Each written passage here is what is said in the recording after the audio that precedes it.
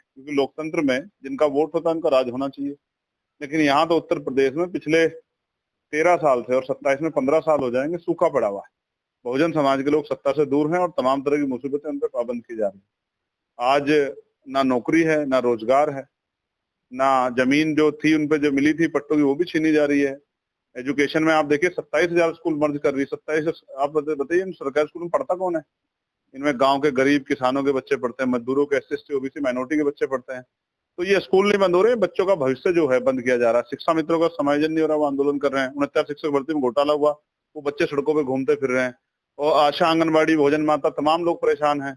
ग्राम पंचायत सहायक हो, रोजगार सेवक हो, सब लोग जो अपने वेतन वृद्धि के लड़ रहे हैं। PRD के जवान हो, होमगार्ड के जवान हो, पुलिस की जो समस्या है 8 घंटे की ड्यूटी, सप्ताह में 1 दिन छुट्टी, बॉर्डर स्कीम खत्म हो, वेतन विसंगति दूर हो, तमाम जो परेशानियां हैं और नए पढ़े लिखे नौजवान जो बेरोजगार घूम रहे हैं उनको रोजगार मिले, इन पे सरकार चर्चा ही नहीं करना चाहती। अब यहाँ हम इसकी बात कर रहे हैं, बस्ती में मैं बैठा हूँ, मैंने अखबार पढ़ा, यहाँ 5 साल हो गए जो गवर्नमेंट हॉस्पिटल है उसमें डीजल एक्स्ट्रा की मशीन ही नहीं है। तो सरकार क्या कर रही है? 16-16 घंटे बिजली कटौती हो रही है, बिजली का निजीकरण किया जा रहा है, कर्मचारी परेशान है, रेट बढ़ेंगे तो जनता परेशान हो जाएगी। ये सब चीजें क्यों कर रही है सरकार?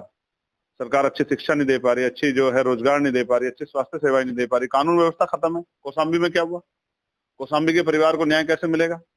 कौशाम्बी के परिवार के लिए कल मेरे कहने के बाद SIT की जांच दूसरे जिले से कराया। SIT की पूरा CBI जांच कराओ। अगर आपकी पुलिस ने सब कुछ अच्छा किया तो CBI जांच कराओ, दूध का दूध पानी का पानी हो जाए। जो भी आप आरोपी हो, जो भी अपराधी, उस पर कार्रवाई हो। लेकिन जब जनता में चिंता हो जाती है और जनता को लगता है कि हमारे साथ न्याय नहीं हो रहा है, तो ये तो किसी प्रदेश के लिए, किसी भी सरकार के लिए कठिन है। तो सरकार सवालों से भागे ना, सरकार जवाब दे। ये सरकार, चुनी हुई सरकार जो वादे करती थी, उसके वादे की सच्चाई क्या है? कौन सी भर्ती? आज शिक्षकों की भर्ती कब आएगी? बच्चे जो है इनकी वो एज निकल जाएगी। कौन से विभाग में भर्ती आ रही है आप मुझे बताओ? सड़कें पे क्या हाल है?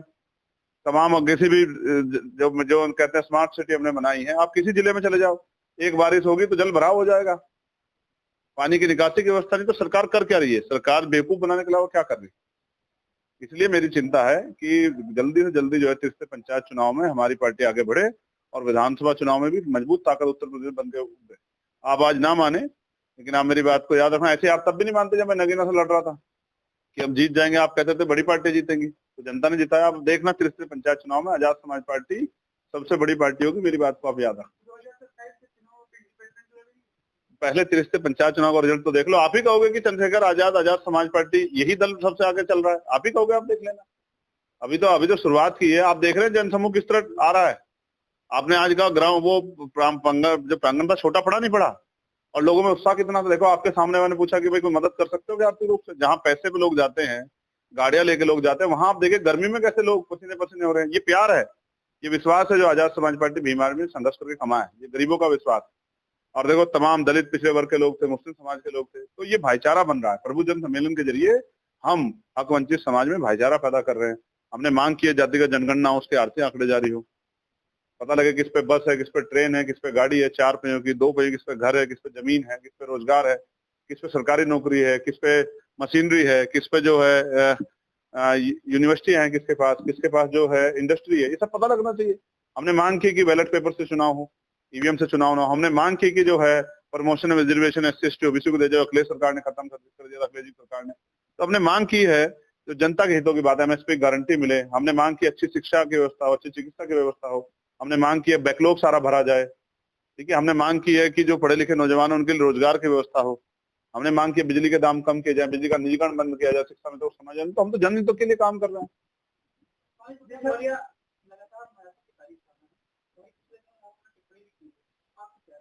देखिए स्वामी प्रसाद मौर्य जी अच्छे नेता हैं। हमारे जिस आंदोलन को हम लोग चला रहे हैं उसमें पुराने लंबे समय उन्होंने काम किया है। वो उन्होंने अगर कोई बात कही है तो वो सोच समझ के कही होगी। और प्रशंसा जो है, प्रशंसा तो मानव का स्वभाव है। किसी के अच्छे काम की प्रशंसा होनी चाहिए, इसमें कोई बुराई तो है नहीं। तो हम भी उनका बहुत सम्मान करते हैं।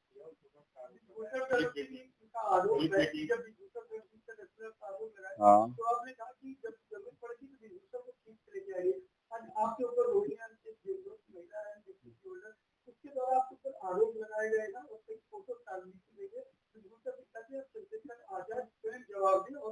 मैं तो जवाब दे चुका हूँ।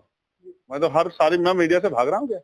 मैं हर जगह जवाब दे रहा हूँ कि किसी महिला के सम्मान का विषय। आप बताओ मुझे, सड़क पे बोलना चाहिए या कोर्ट में बोलना चाहिए? आप बताओ। आप भी सब परिवार के लोग हैं। तो मैंने कहा कि मैं कोर्ट में अपनी बात रखूंगा।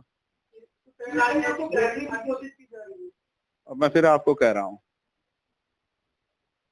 ये इस तरह के जो लोग हैं जो मुझे घेरना चाहते हैं, आने वाले समय में इनको खुद एहसास हो जाएगा कि घृणा किसे कहते हैं।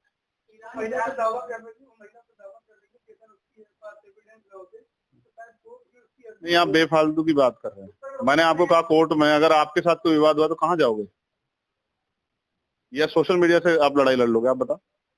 तो उत्तर प्रदेश के हाल पे हमें चर्चा करनी चाहिए।